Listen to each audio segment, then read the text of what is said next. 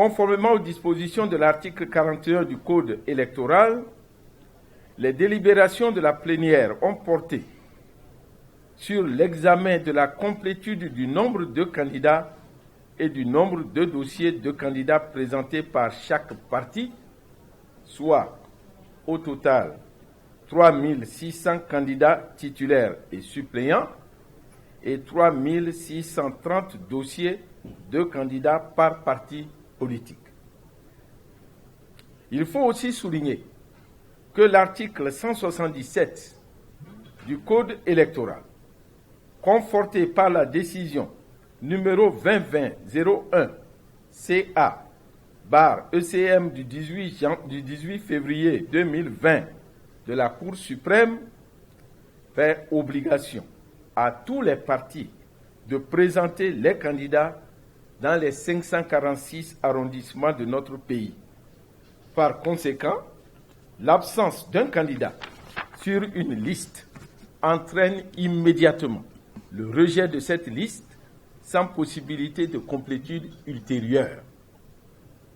Ainsi, le 11 mars 2020, la Sénat a reçu 9 partis politiques en vue de l'enregistrement de leur déclaration de candidature.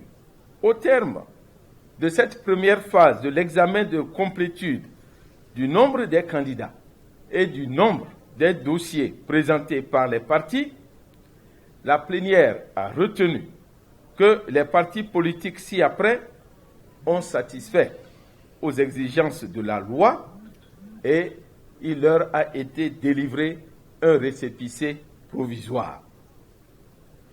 Je rappelle que le récépissé provisoire n'est pas un passeport automatique pour aller aux élections.